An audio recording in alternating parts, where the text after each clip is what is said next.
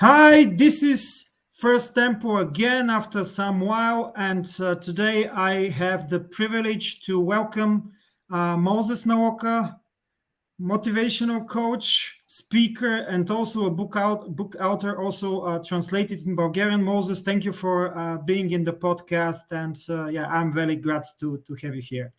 Thank you so much. It's my privilege to be here with you. Just a quick question: is the audience only in Bulgaria or it's international? It's international audience, and of course I do some content in Bulgarian, but also in English, which is of course international. I Okay, I because don't have the possibility to do it also in other languages for now. I have an Italian friend we do podcast, Cuban friend, but Polish friends also. But all the international content is it's in English.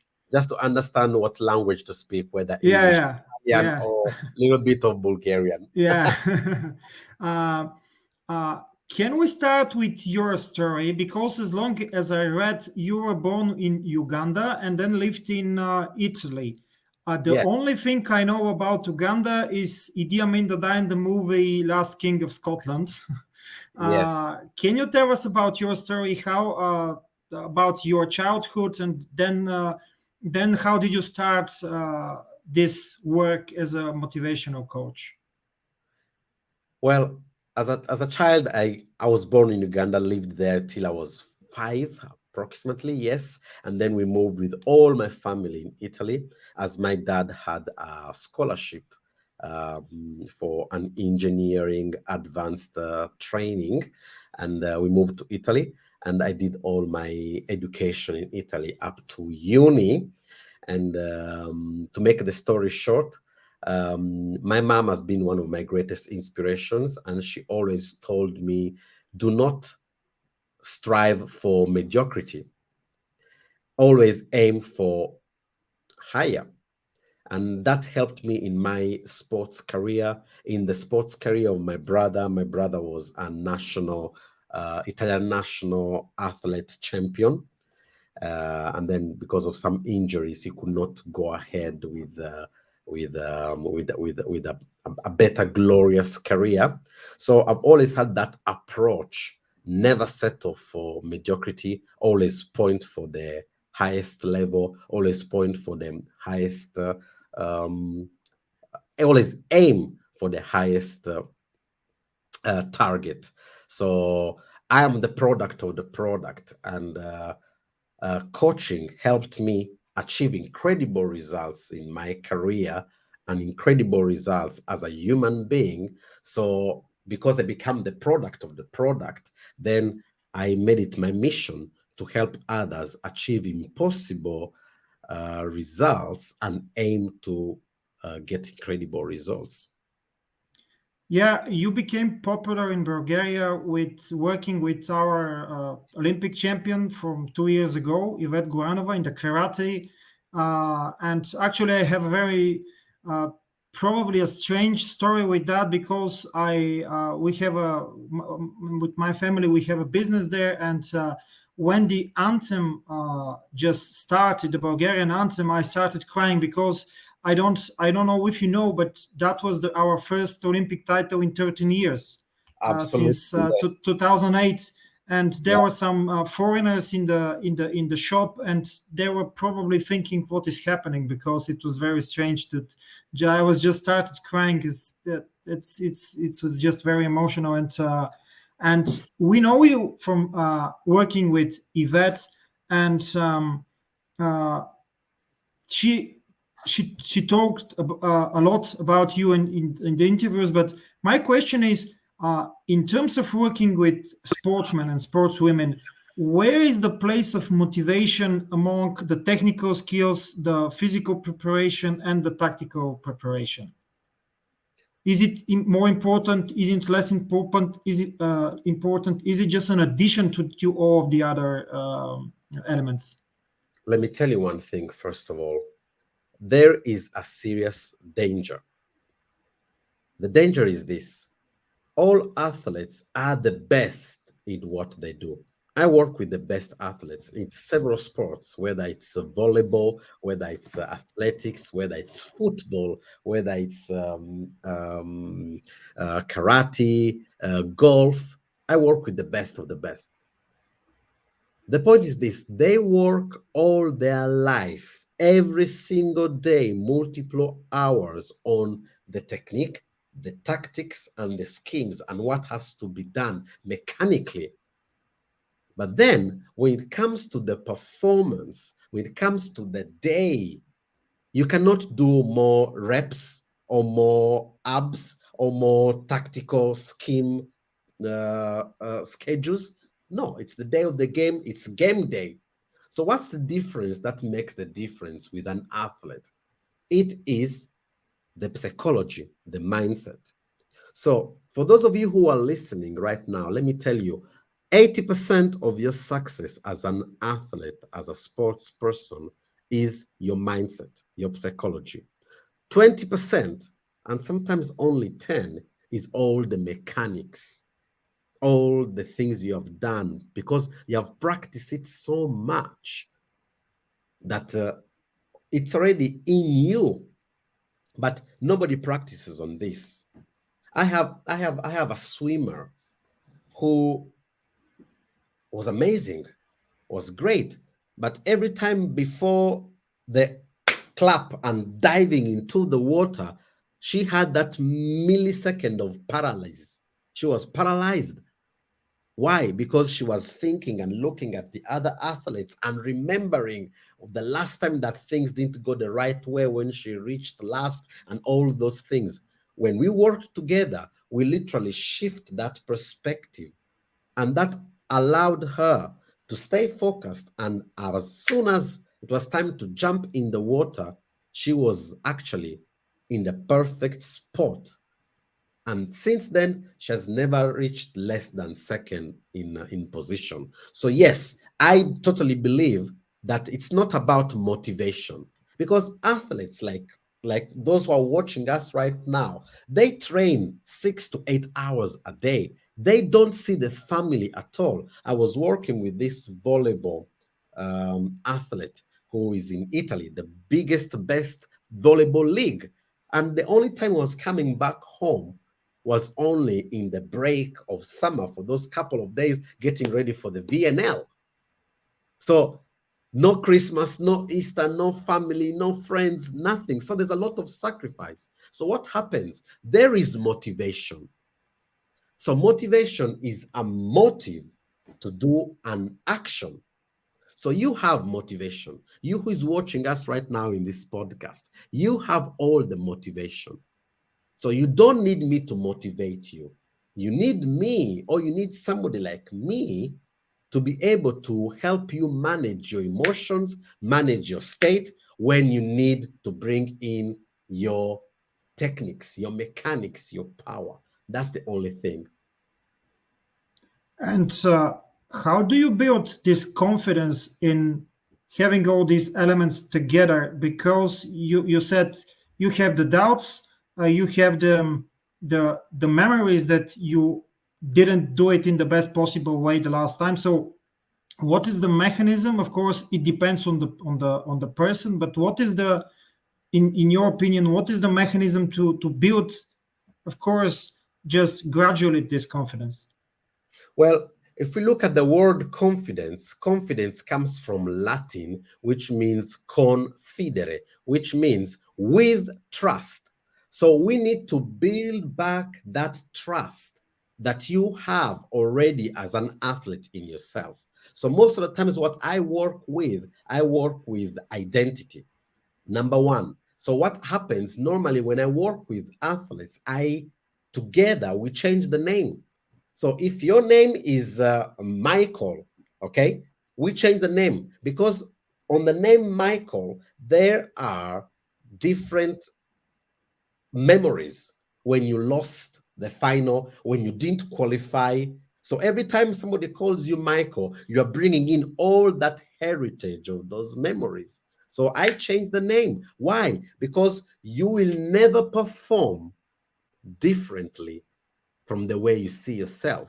For those of you who are listening or watching, write this down. Your performance is directly proportional to the way you see yourself. So let me ask you a question. How do you see yourself? So because the way you see yourself will determine your results. So identity, how do you see yourself? So you work on the image you've got of yourself. Number two is your self-conversation. What do you tell yourself? For example, if I'm walking and my phone falls down, do I tell myself, oh, Moses, look at how stupid you are? The phone slipped down. Because when you say that, you are disempowering yourself. When it comes for you to be on the track or to be on the court, or when it's time for you to do the service or to receive, if you have that conversation, oh, you're going to miss it again, you're going to miss it again. Last time you missed it, you will miss it. So how you see yourself, what you tell yourself, and then final step, this is a generic conversation, but final step I would say is the power of your previous successes. You see, when you focus on your previous successes, what you have done, what you have achieved, you are stepping on a solid stone. When you focus instead on what didn't work, what didn't go the right way, you are literally sliding down into the mud. So we step on the previous successes because now we have a foundation, and based on that foundation, we build other things. We step on your best measure. We step on your best time when you were the MVP. Positive thinking. Sorry? Positive thinking, you mean? Well, it's not positive thinking only. This is proper science. What you focus on expands.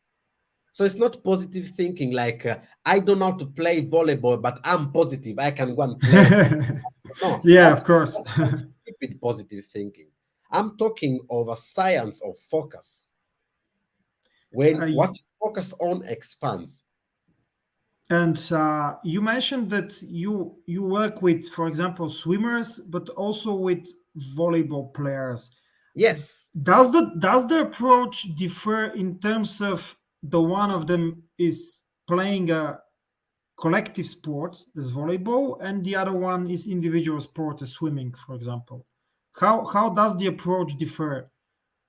Well, it's not the approach that is different. The approach is the same.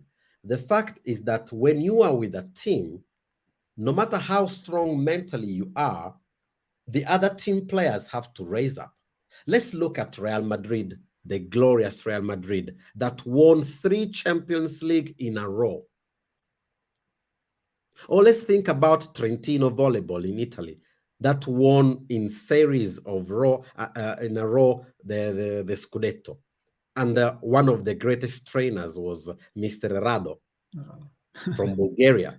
Okay, so let's think about that. When it comes to a collective team, we need to raise up the collective consciousness of all the team. Because you can look at Ronaldo in the last period of time when he was playing with Juventus. He was the best. He's the best. He has the best mindset, but the team was not following up.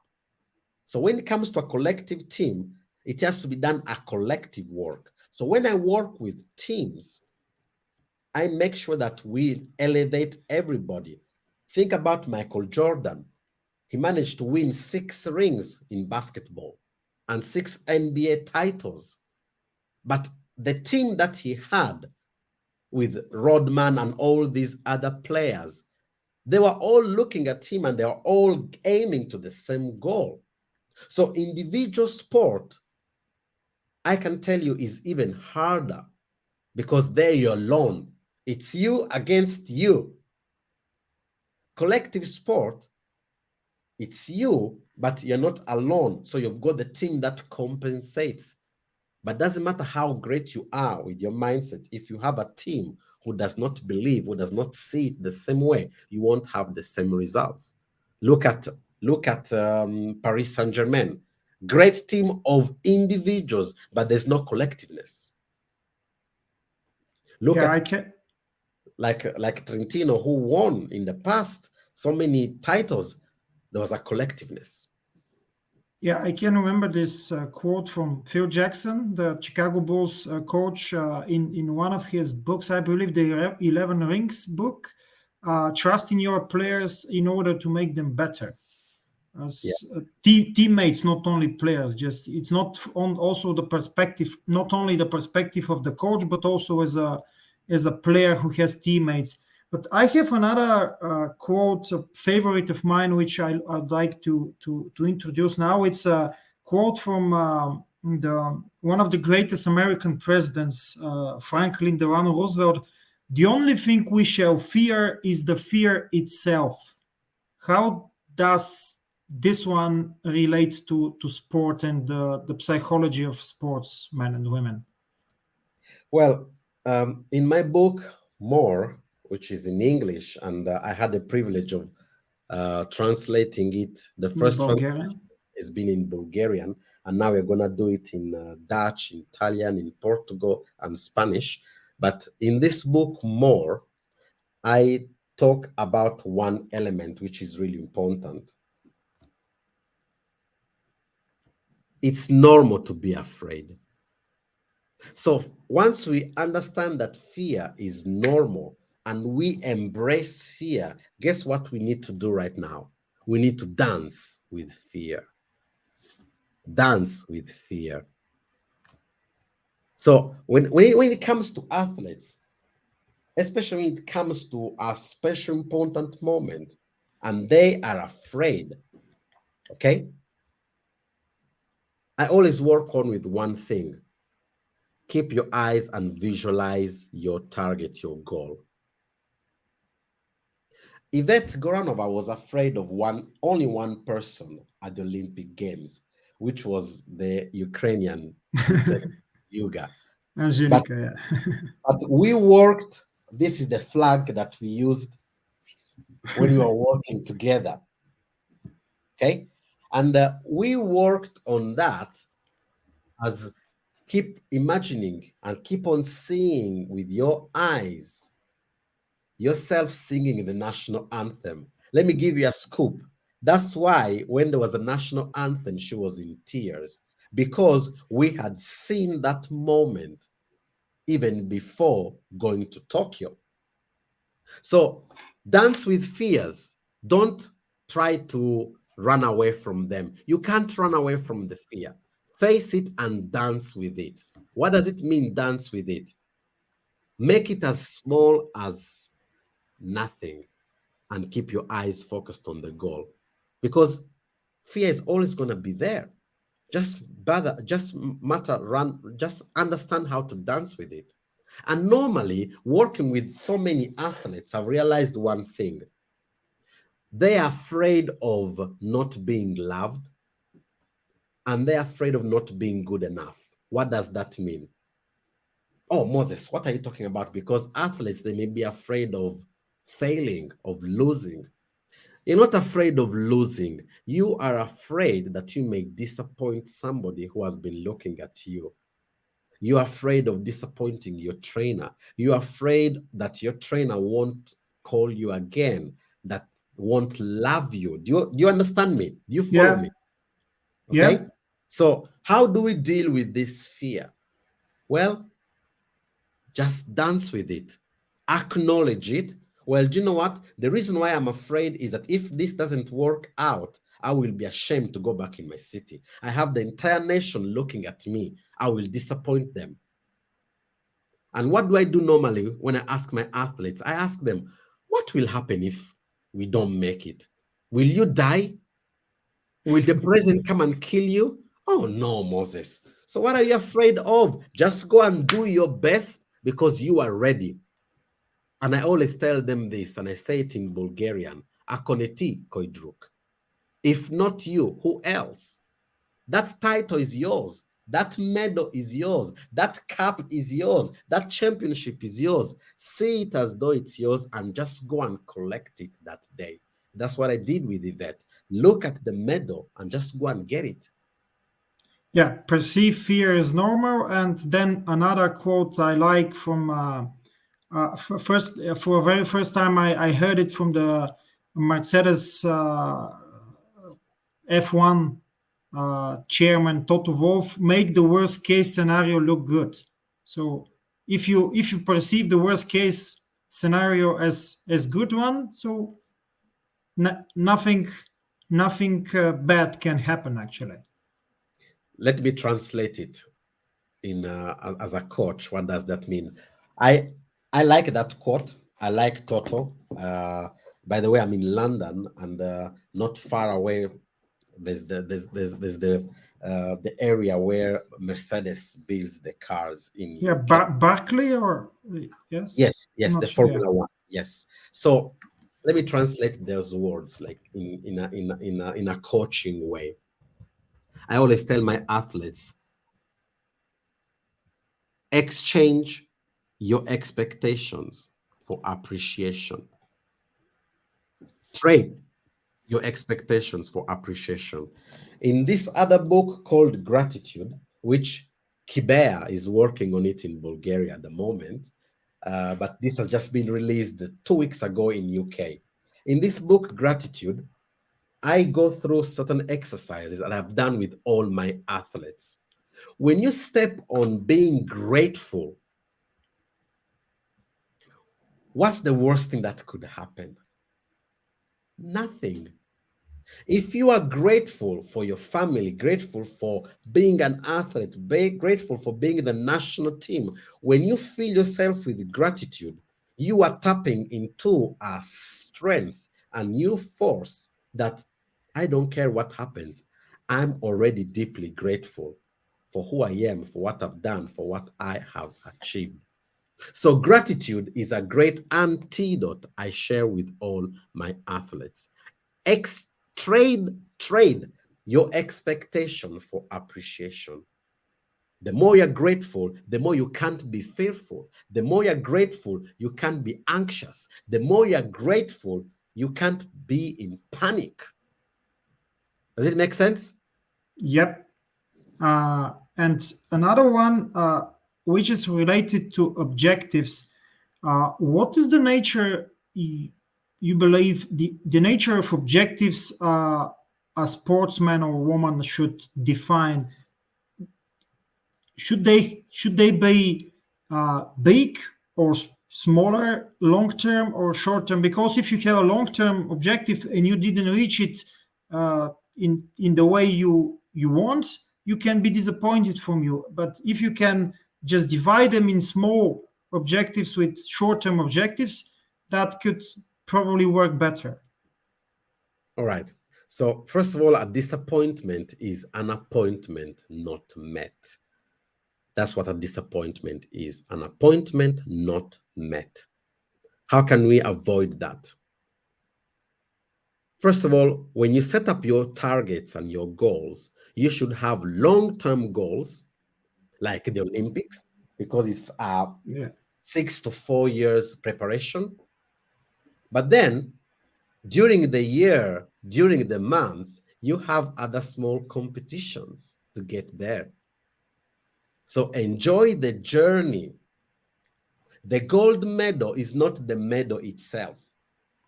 The cup, the championship, is not the championship itself, because it's just a 1 minute when you get the cup, then it's finished. It's the satisfaction of the enjoying the journey, the progress, the evolution. That's where the secret is. That's where the power is. So, why am I saying this? I'm saying this because aiming for a small target or aiming for a big target, it is and it requires the exact same energy and the exact same time.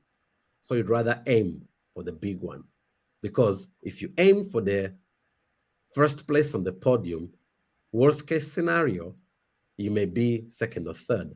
If you aim just to participate, worst case scenario, you won't even reach among top 10. So always aim for high. I do not tolerate mediocrity. You are a champion. You are born as a champion. Okay, my last question. Another quote. This time it's a quote from a Bulgarian businessman, entrepreneur, and I would like you to comment on it. The biggest enemy of ours is the world realistically. The biggest enemy of ours is the world realistically. Realistically. Yeah, because let me give another version.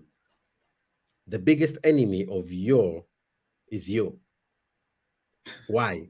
Because the Moses, who is an athlete and he's competing, has to face with the okay. Let me put it this way. Let me give an example. When I was working with Ivet, we created a new identity, Bulldozer. So Bulldozer had to fight not against Terliuga or against all the other people, had to fight against Ivet because Bulldozer already got the gold medal because we have been working on that in our mind and our emotions. But Ivet was still practicing and had yet to go and get it. So that's why the quote is your worst enemy is the reality. But the reality is your physical body on this earth. And your true identity is who you are inside with your dreams, with your vision, with your aspirations, with your goals. And sometimes the worst enemy is the person living on this earth, because the person living on this earth has not yet touched it, has not yet seen it. Let me see, then I believe. No, you as an athlete, you are visionary. You believe it even before you touch it. But the physical body wants to touch to believe. So you may be your worst or your worst enemy, or you could be your best ally. I can remember that I believe after the first match or the second match of Yvette during the Olympics, she gave an interview to our national television, and she said, "I'm here for the gold medal," and that's it. And she did Yeah, it. She just did yeah. it. It was, yeah. I will be very honest. I haven't watched karate before that. I haven't Me watched neither. karate after that, but I've watched it and it was a great emotion. So uh, thanks to Yvette and thank you to you to working with her and make all of us the Bulgarian sports fan happy Let me with say that. just one thing, 30 seconds. Yvette was already great as an athlete, exactly like you who's watching this podcast. But you need to have somebody on your corner to believe in you, to support you, and somebody in your corner when you are feeling weak to tell you, hey, come on, Ide, come on, raise up the bar. You can do it. You can make it. And that's what I do through different types of techniques. But you are already great. Yvette was Yvette even without me. And Yvette is always going to be Yvette even without me. It's not me. I don't have any magic powers at all. But I know how this works, and I help you to connect this with your heart. That's how you win, when you connect these two together. Thank you. Thank you too.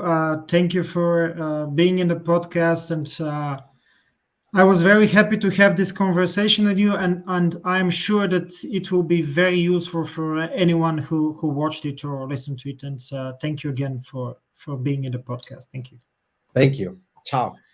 Ciao. Thanks to all of the spectators or listeners, and see you again the next time. Bye bye.